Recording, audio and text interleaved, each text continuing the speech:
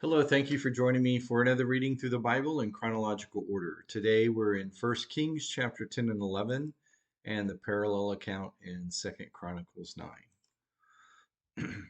Chapter 10. The Queen of Sheba heard about Solomon's fame connected with the name of the Lord and came to test him with difficult questions. She came to Jerusalem with a very large entourage, with camels bearing spices, gold in great abundance, and precious stones. She came to Solomon and spoke to him about everything that was on her mind. So Solomon answered all her questions. Nothing was too difficult for the king to explain to her. When the queen of Sheba observed all of Solomon's wisdom, the palace he had built, the food at his table, his servants' residence, his attendants' service, and their attire, his cupbearers, and the burnt offerings he offered at the Lord's temple, it took her breath away. She said to the king, "The report I heard in my own country about your words and about your wisdom is true. But I didn't believe the reports until I came and saw with my own eyes. Indeed, I was not even told half. Your wisdom and prosperity far exceed the report I heard. How happy are your men! How happy are these servants of yours, who always stand in your presence hearing your wisdom. Blessed be the Lord your God. He delighted in you and put you on the throne of Israel because of the Lord's eternal love for Israel. He has made you king to carry out justice and righteousness." Then she gave the king 4.5 tons of gold, a great quantity of spices and precious stones. Never again did such a quantity of spices arrive as those the queen of Sheba gave to King Solomon. In addition, Hiram's fleet that carried gold from Ophir brought from Ophir a large quantity of almug wood and precious stones. The king made the almug wood into steps for the Lord's temple and the king's palace, and into lyres and harps for the singers. Never before did such almug wood arrive, and the like has not been seen again. King Solomon gave the queen of Sheba her every desire, whatever she asked, besides what he had given her out of his royal bounty. Then she, along with her servants, returned to their own country. The weight of gold that came to Solomon annually was 25 tons, besides what came from merchants, traders, merchandise, and all the Arabian kings and governors of the land. King Solomon made 200 large shields of hammered gold. 15 pounds of gold went into each shield. He made 300 small shields of hammered gold. Nearly 4 pounds of gold went into each shield. The king put them in the house of the forest of Lebanon. The king also made a large ivory throne and overlaid it with fine gold. The throne had 6 steps. There was a rounded top at the back of the throne, armrests on either side of the seat, and 2 lions standing beside the armrests. 12 lions were standing there on the 6 steps, one at each end. Nothing like it had ever been made in any other kingdom. All of King Solomon's drinking cups were gold, and all the utensils of the house of the forest of Lebanon were pure gold. There was no silver, since it was considered as nothing in Solomon's time. For the king had ships of Tarshish at sea with Hiram's fleet, and once every 3 years the ships of Tarshish would arrive bearing gold, silver, ivory, apes, and peacocks. King Solomon surpassed all the kings of the world in riches and wisdom. The whole world wanted an audience with Solomon to hear the wisdom that God had put in his heart. Every man would bring his annual tribute, items of silver and gold, clothing, weapons, spices, and horses and mules. Solomon accumulated 1,400 chariots and 12,000 horsemen and stationed them in the chariot cities and with the king in Jerusalem. The king made silver as common in Jerusalem as stones, and he made cedar as abundant as sycamore in the Judean foothills. Solomon's horses were imported from Egypt and Kue. The king's traders bought them from Kue at the going price. A chariot was imported from Egypt for 15 pounds of silver, and a horse for 4 pounds. In the same way, they exported them to all the kings of the Hittites and to the kings of Aram through their agents. Chapter 11. King Solomon loved, however, many foreign women in addition to Pharaoh's daughter, Moabite, Ammonite, Edomite, Sidonian, and Hittite women from the nations about which the Lord had told the Israelites. You must not intermarry with them, and they must not intermarry with you, because they will turn your heart away to follow their gods. To these women Solomon was deeply attached in love. He had 700 wives who were princesses and 300 who were concubines, and they turned his heart away. When Solomon was old, his wives turned his heart away to follow other gods. He was not wholeheartedly devoted to the Lord his God as his father David had been. Solomon followed Ashtoreth, the goddess of the Sidonians, and Milcom, the abhorrent idol of the Ammonites. Solomon did what was evil in the Lord's sight, and unlike his father David, he did not remain loyal to the Lord. At that time, Solomon built a high place for Chemosh, the abhorrent idol of Moab, and for Milcom, the abhorrent idol of the Ammonites, on the hill across from Jerusalem. He did the same for all his foreign wives who were burning incense and offering sacrifices to their gods. The Lord was angry with Solomon, because his heart had turned away from the Lord, the God of Israel, who had appeared to him twice. He had commanded him about this, so that he would not follow other gods. But Solomon did not do what the Lord had commanded. Then the Lord said to Solomon, "Since you have done this and did not keep my covenant and my statutes, which I commanded you, I will tear the kingdom away from you and give it to your servant. However, I will not do it during your lifetime for the sake of your father David. I will tear it out of your son's hand. Yet I will not tear the entire kingdom away from him. I will give one tribe to your son for the sake of my servant David and for the sake of Jerusalem that I chose." So the Lord raised up Hadad the Edomite as an enemy against Solomon. He was of the royal family in Edom. Earlier, when David was in Edom, Joab, the commander of the army, had gone to bury the dead and had struck down every male in Edom. For Joab and all Israel had remained there 6 months until he had killed every male in Edom. Hadad fled to Egypt along with some Edomites from his father's servants. At the time, Hadad was a small boy. Hadad and his men set out from Midian and went to Paran. They took men with them from Paran and went to Egypt, to Pharaoh, king of Egypt, who gave Hadad a house, ordered that he be given food, and gave him land. Pharaoh liked Hadad so much that he gave him a wife, the sister of his own wife, Queen Taphanes. Taphanes' sister gave birth to Hadad's son, Genubath. Taphanes herself weaned him in Pharaoh's palace, and Genubath lived there along with Pharaoh's sons. When Hadad heard in Egypt that David rested with his ancestors and that Joab, the commander of the army, was dead, Hadad said to Pharaoh, "Let me leave so I may go to my own country." But Pharaoh asked him, "What do you lack here with me for you to want to go back to your own country?" He replied, "Nothing, but please let me leave." God raised up Rezin, son of Eliada, as the enemy against Solomon. Rezin had fled from his master, King Hadadezer of Zobah, and gathered men to himself. He became leader of a raiding party when David killed the Zobites. He went to Damascus, lived there, and became king in Damascus. Rezin was Israel's enemy throughout Solomon's reign, adding to the trouble Hadad had caused. He reigned over Aram and loathed Israel. Now, Solomon's servant Jeroboam, son of Nebat, was an Ephraimite from Zeradah. His widowed mother's name was Zeruiah.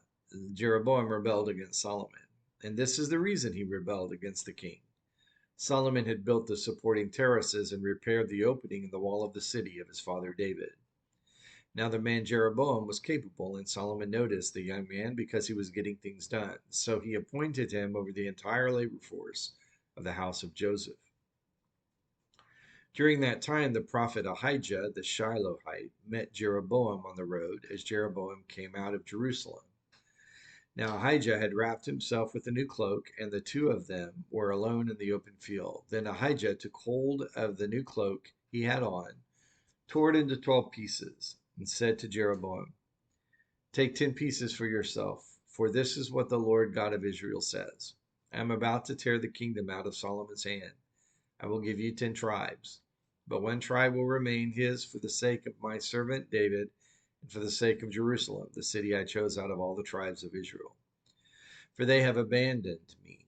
They have bowed down to Ashtoreth, the goddess of the Sidonians, to Chemosh, the god of Moab, and to Milcom, the god of the Ammonites. They have not walked in my ways to do what is right in my sight, and to carry out my statutes and my judgments, as his father David did.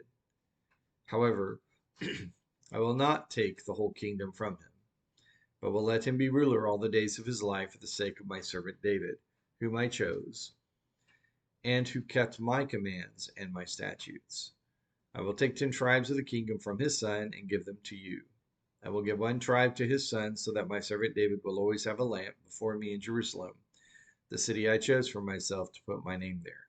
I will appoint you, and you will reign as king over all you want, and you will be king over Israel.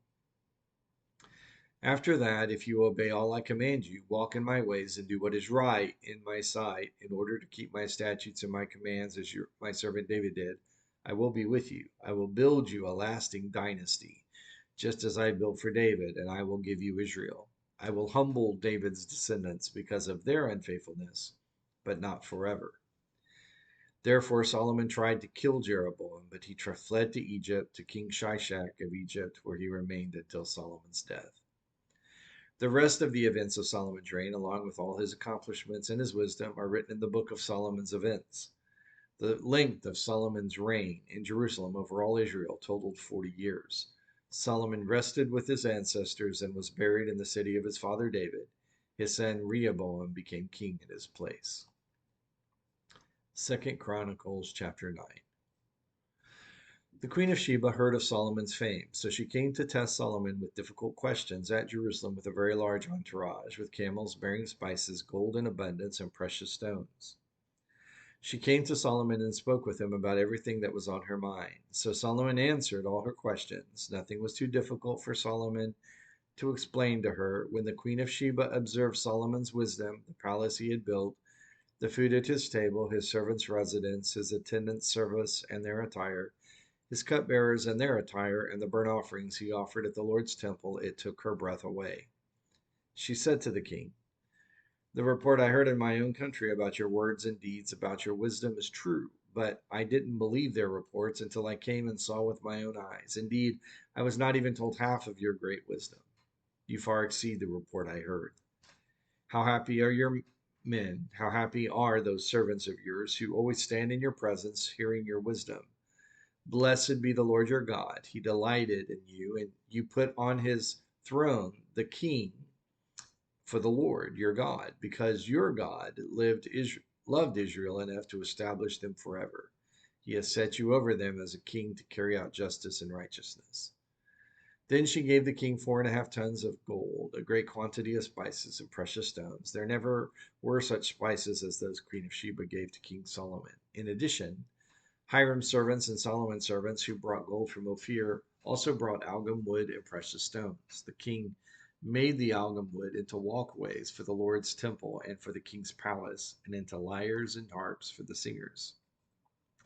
Never before had anything like them been seen in the land of Judah. King Solomon gave the Queen of Sheba her every desire, whatever she asked, far more than she had brought the king. Then she, along with her servants, returned to her own country. The weight of gold that came to Solomon annually was 25 tons, besides what was brought by the merchants and traders. All the Arabian kings and governors of the land also brought gold and silver to Solomon. King Solomon made 200 large shields of hammered gold. 15 pounds of hammered gold went into each shield.